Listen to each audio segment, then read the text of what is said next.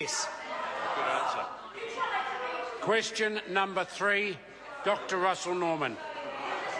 Order. Dr. Russell Norman. Thank you, Mr. Speaker. My question is to the Minister of Finance.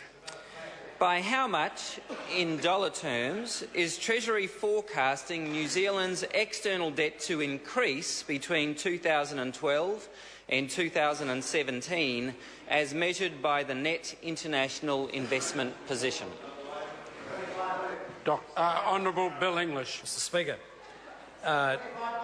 as we said in the budget, net international liabilities are expected to worsen over the next few years as insurance payouts for Canterbury continue. However, national saving is expected to rise, led by the government getting its finances in order. In answer to the question, the net international investment position at the end of 2012 showed liabilities of $150 billion. Treasury forecasts this figure will be $206 billion by 2017, the difference in an increase in liabilities of $56 billion. At around 80% of GDP, that would still compare favourably with the peak of 85% of GDP in 2009, during a period where the economy had been going pretty well.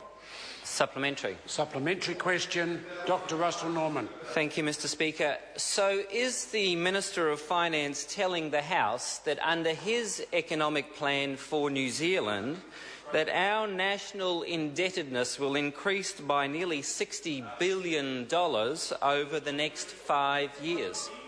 Honourable Bill English. Mr. Speaker, that is the case, and that will be driven by a number of things, substantially by growth in business credit as businesses invest in what is clearly now a recovering economy, and through this year will be one of the better performing economies in the developed world. And you would expect business to be investing because that's how they'll create all the new jobs that are going to be created. But the question's a bit rich coming from the member who's determined that instead of doing the government share offer and getting money off New Zealanders, we should borrow off overseas bankers. Point of order. The question wasn't about me, Mr. Speaker. It was about the government's financial and economic plan. Order.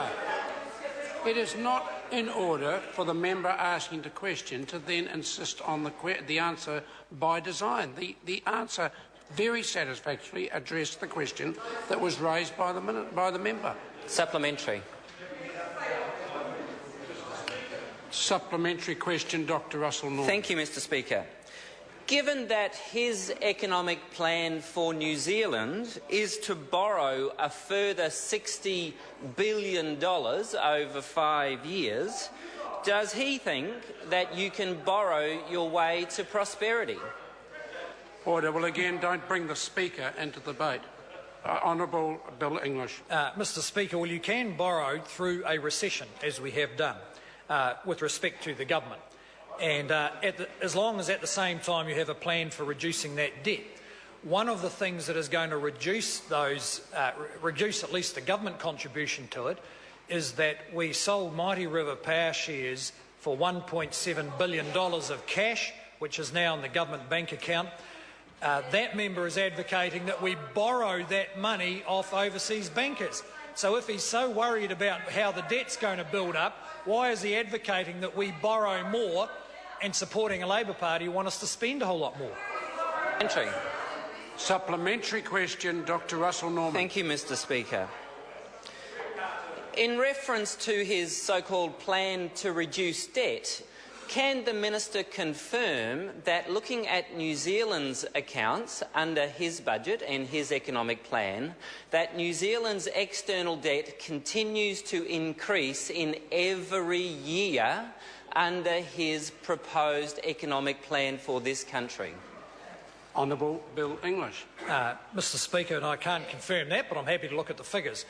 What I can confirm is that the government is outlining its plan to get on top of the debt we have built up through the recession, paying national superannuation, maintaining public services. I didn't hear the member opposing that at that time. If he was worried about debt, he could have raised the issue then. And we'll be making sure that we don't introduce a universal child benefit, extend working for families, write off 1 year of all student debt, cap all tertiary fees and phase out the fee system, make all unemployed students eligible for unemployment benefit, which apparently he's going to finance as Green Party policy, not by borrowing money but by printing it. Supplementary question, Dr. Russell Norman. Thank you, Mr. Speaker. Has he seen Treasury's projections for the current account deficit, which show that the annual current account deficit will increase from $10 billion a year to $17 billion a year in 2017, according to the figures in his budget? And does he believe that increasing the current account deficit year on year on year is the best way to rebalance the New Zealand economy? Honourable Bill English. Mr. Speaker, I have seen those projections, and in my view, Treasury are consistently more negative about the current account deficit than they should be. But we do have some choices. We could stop rebuilding Christchurch to meet the members' requirements. That may be possible. The fact is the government is doing its best by getting our finances back under control. The current account deficit today stands at half the level it was when the Labor Party left office. Supplementary question. Order. Mr. Speaker. Order. Supplementary question, the Honourable Stephen Joyce. Supplementary question to the Minister of Finance. Has he considered getting a really big colour photocopier and printing off enough money to pay off New Zealand's international liabilities on behalf of all New Zealanders sometime next week?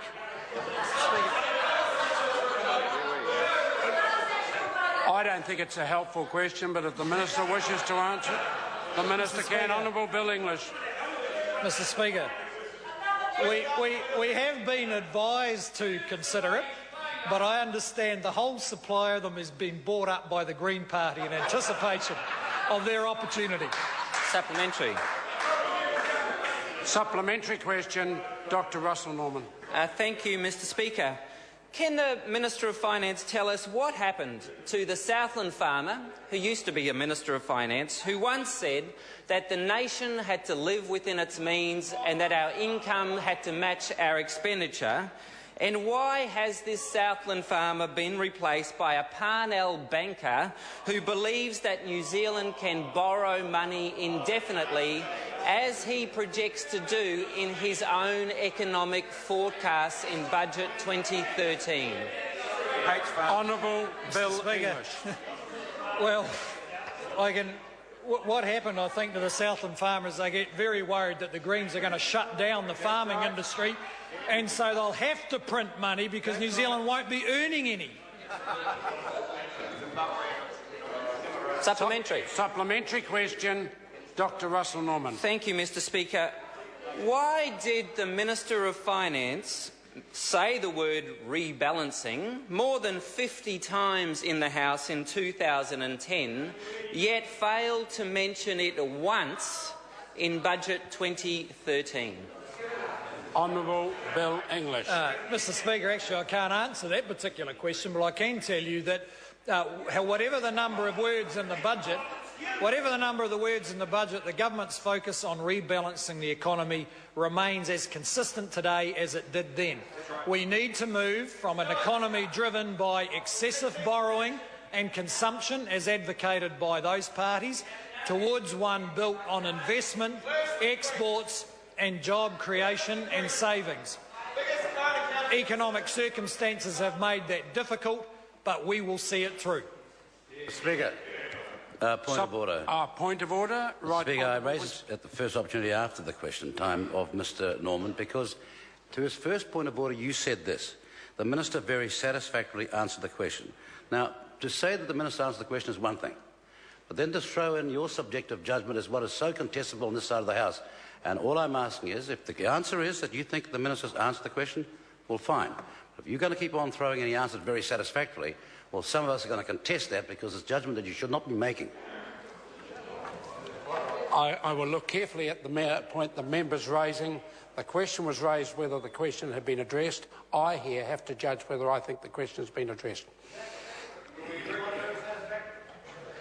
Question number 4, Dr. Cam Campbell. Thank you, Mr. Speaker. To the Minister for